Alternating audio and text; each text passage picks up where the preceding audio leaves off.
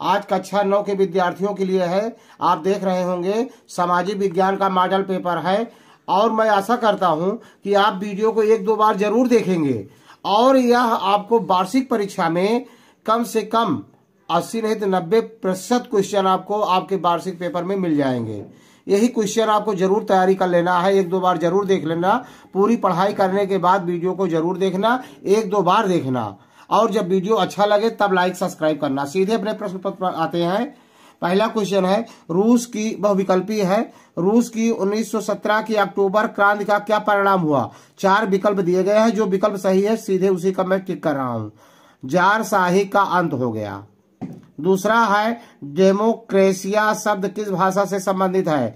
ए है यूनानी भाषा से संबंधित है। तीसरा है, सामाजिक आर्थिक समानता का समर्थक है, तो तीसरा विकल्प सही है, व्यक्तिवाद। चौथा, फ्रांसीसी समाज में टाइथ नामक कर की वसूली वहां का कौन सा वर्ग करता था? तो कौन सा वर्ग करता था? पादरी वर्ग। पांचवा है, निम्नलिखित में कौन सा तत्व भारतीय संविधान की भावना के विपरीत है? तो इसमें इसका विपरीत 4 विकल्प दिए गए हैं, आप देख लेने। स्वतंत्रता, समानता, धर्मनिरपेक्षता और सांप्रदायिकता। तो शायद सांप्रदायिकता ही इसकी होगा। अपने विषयाचार्य जी से पूछ लेंगे या गूगल में सर्च कर लेंगे। बुग्याल किसे कहते हैं? इसका पहला विकल्प सही है, ऊंचे पहाड़ों में स्थित घास के मैदान को कहते हैं। 7वां क्वेश्चन है, मार्शले क्या है? मार्शले फ्रांस का राष्ट्रगान है। खा विकल्प सही है। निम्नलिखित में से कौन सा तर्क लोकतंत्र के अर्थ के विपरीत है?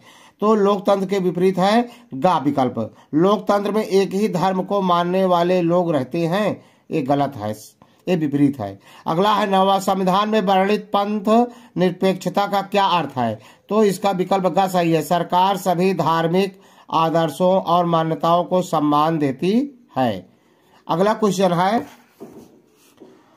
स्टालिन के सामूहिकीकरण कार्यक्रम ने किस वर्ग को सर्वाधिक प्रभावित किया? तो इसका विकल्प है पहला, किसान वर्ग को। अगला क्वेश्चन है, भारत की किस नदी को दक्षिण की गंगा कहा जाता है? गोदावरी नदी को दक्षिण की गंगा कहा जाता है। यदि आप ग्रीष्मावकाश में कवरत्ती जाना चाहते हैं तो किस केंद्र शासित प्रदेश में जाएंगे? इसका दूसरा विकल्प है लक्षद्वीप। अगला क्वेश्चन है, मेरा मित्र एक ऐसे देश का निवासी है जिस देश की सीमा भारत देश की सीमा के साथ नहीं लगती है, वह देश कौन सा है? ताजिकिस्तान। खा विकल्प सही है। 14वां क्वेश्चन है, निम्नलिखित में जनसंख्या वृद्धि का कारण क्या है? उपरोक्त सभी।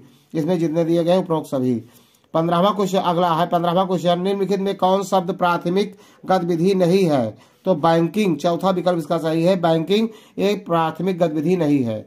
निम्नलिखित में कौन एक गैर आर्थिक गतिविधि है? तो परिवार के लिए खाना बनाना। गा विकल्प इसका सही है। भारत की जलवायु को प्रभावित करने वाला कारक कौन सा नहीं है?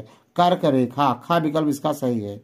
18वां क्वेश्चन है, निम्नलिखित में से खाद्य असुरक्षित वर्ग कौन है? तो पारंपरिक दस्तकार। इसका का विकल्प सही है। अगला क्वेश्चन है, एक व्यक्ति कागजों से लिफाफे बना रहा है, उसकी गतिविधि को किस क्षेत्र से सम्मिलित किया जाना चाहिए? माध्यमिक क्षेत्र। आपके विचार में भारत किस क्षेत्र में रोजगार के सर्वाधिक अवसर सृजित कर सकता है? तो प्रथम है प्राथमिक क्षेत्र, द्वितीय क्षेत्र, तृतीय क्षेत्र, का और खा दोनों। तो का और खा दोनों में भारत अधिक कर सकता है सृजित रोजगार के। अब खंड बा है, देख रहे हैं वर्णनात्मक क्वेश्चन। इसके 80 शब्द में उत्तर देना है। भारत में चरवाही टैक्स का चरवाहों के जीवन पर क्या प्रभाव पड़ा? किन्हीं 2 का उल्लेख कीजिए। ये लॉन्ग आंसर है। अथवा अपराधी जनजात अधिनियम का घुमंतु किस्म के लोगों पर पड़ने वाले 2 प्रभावों को लिखिए। दूसरा क्वेश्चन है, लोकतांत्रिक शासन व्यवस्था को सरकार के अन्य स्वरूपों की अपेक्षा बेहतर क्यों माना जाता है? इसके पक्ष में 2 तर्क दीजिए।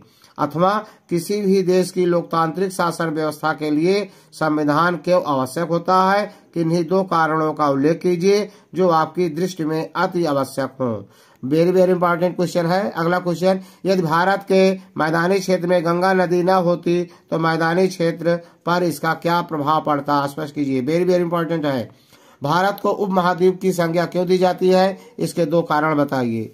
भूमि, श्रम, भौतिक पूंजी और मानव पूंजी में से किसे आप सबसे अच्छा समझते हैं और क्यों? क्या शिक्षित बेरोजगारी भारत की प्रमुख समस्या है? इस संबंध में आप में अपना मत स्पष्ट कीजिए। अगला है वर्णनात्मक क्वेश्चन 2, पहला और दूसरा। इसका 150 शब्दों में उत्तर देना है। फ्रांस की क्रांति कब हुई थी? इस क्रांति ने विश्व को किस प्रकार प्रभावित किया? समाजवाद से क्या तात्पर्य है? समाजवादी किस प्रकार का परिवर्तन चाहते थे? बहुत बहुत इंपॉर्टेंट है, जरूर देख लेना एक बार। वीडियो को स्किप नहीं करेंगे, पूरा देखेंगे। मूल अधिकार से क्या आशय है? वर्तमान संदर्भ में अभिव्यक्ति की स्वतंत्रता के अधिकार की आलोचनात्मक विवेचना कीजिए। गठबंधन सरकार का क्या अर्थ है? गठबंधन सरकार के परिप्रेक्ष्य में प्रधानमंत्री की शक्तियों की विवेचना कीजिए। अगला क्वेश्चन है, मानसून से क्या तात्पर्य है? मानसून के वापसी का क्या अर्थ है?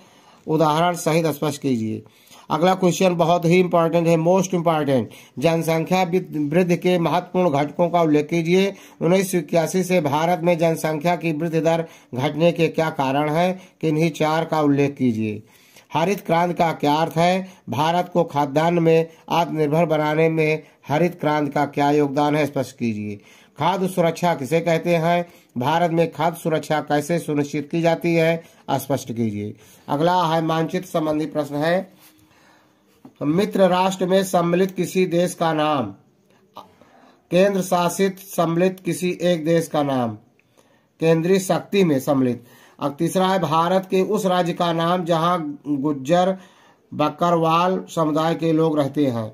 तो इसमें है मानचित्र में दिखाना है चित्र चिन्ह द्वारा और नाम सहित। तो आधा नंबर नाम लिखने पर कहां पर है और चित्र दिखाने पर 1 नंबर मिल जाएंगे कुल मिला करके। अगला है केवल दृश्य बाधिकों के लिए है, देख रहे दिखाई दे रहा है। अगला है निर्देशित, भारत के पश्चिमी घाट में पूर्वी घाट तक बहने वाली एक नदी का नाम चिन्ह द्वारा दर्शाइए। राजस्थान के मरुस्थल का नाम लिखकर इस तरह चिन्ह द्वारा दर्शाइए। भारत के पूर्वी तट पर स्थित एक बंदरगाह का नाम चिन्ह द्वारा नाम सहित दर्शाइए। उत्तर प्रदेश की राजधानी चिन्ह द्वारा नाम सहित दर्शाइए। गुजरात में स्थित खाड़ी का नाम चिन्ह सहित दर्शाइए। अब देख रहे हैं दृष्टि बाधितों के लिए है, पश्चिम से पूर्व बहने वाली एक नदी का नाम लिखिए। पूर्वी घाट पर स्थित एक बंदरगाह का नाम लिखिए। राजस्थान के एक मरुस्थल का नाम लिखिए। उत्तर प्रदेश की राजधानी का नाम लिखिए। गुजरात में स्थित खाड़ी का नाम लिखिए। यदि वीडियो अच्छा लगा हो तो लाइक करना, सब्सक्राइब करना, शेयर करना। जय हिंद, जय भारत।